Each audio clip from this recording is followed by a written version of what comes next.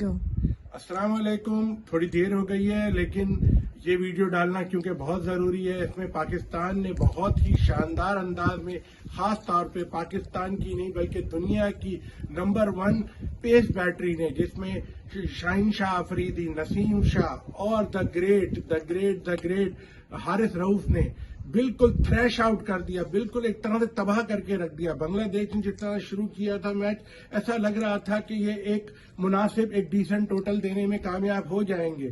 खास तौर पे लितिन दास के 2-4 चौकों ने और साथ में नईम के भी 1-2 चौकों ने हैरान कर दिया था नाजरीन को शुरू में, कि हो सकता है कि आज बांग्लादेश कुछ हैरान कुन तरीके से अपनी बैटिंग पाकिस्तान के खिलाफ दिखा दे। और एक तरह से हम भी सोचने लग गए थे कि कुछ होने वाला है, लेकिन फिर क्या हुआ, अचानक से धड़ाधड़ आउट करना शुरू कर दिया। सबसे पहली विकेट नसीम शाह ने ली, उसके बाद शाहीन शाह अफरीदी, और उसके बाद पार्टी को एंजॉय किया हारिस रऊफ ने जो पहला विकेट लिया वो कैच एंड बोल्ड था, बोल्ड एंड कैच था। लेकिन उसके बाद जो उसने बोल्ड आउट कर दिया, वो उन्होंने बिल्कुल उसको हैरान कर दिया। जब 4 आउट हो गए उसके बाद जरूर उन्होंने कोशिश की मुशर्रफ उल मुर्तजा ने और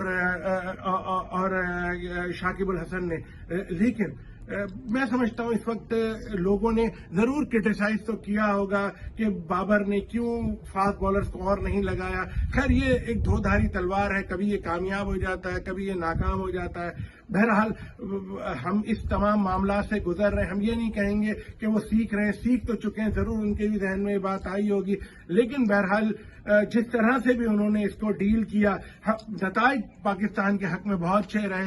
बहरहाल उन दोनों ने 50 की बांग्लादेश की तरफ से, और फिर 190 पे हमारे फास्ट बॉलरों ने 9 आउट किए 10 में से। तो ये बहुत ही एक शानदार, मैं समझता हूं कि क्या कहते हैं, एक मुजाहरा था फास्ट बॉलिंग का। लोग हैरान रह गए। और ये एक जमाने की वेस्ट इंडीज की फास्ट जो काली आंधी चला करती थी, उस तरह की पाकिस्तान की ग्रीन आंधी, हरी आंधी चल रही है। एक ग्रीन थंडर स्टॉर्म है जिसका अभी लोग मुकाबला कर रहे हैं। इन्होंने 3 मैच खेले एशिया कप में और तीनों में इन्होंने ऑल आउट कर दिया। तमाम टीमों को इन्होंने ऑल आउट किया, नेपाल को ऑल आउट किया, इंडिया को ऑल आउट किया, बांग्लादेश को बहुत हैरत है। और फिर जब पाकिस्तान ने बैटिंग शुरू की, उसमें बिल्कुल ये बात तो सही है कि फखर जमान थोड़े से ऑफ कलर नजर आए। वो बहुत बड़े खिलाड़ी हैं, हम उनको ये तो नहीं कहते, लेकिन बहरहाल लोग मुंतजिर हैं उनसे एक शानदार किस्म की बारी की। हो सकता है वो हमें इंडिया के खिलाफ नजर आए।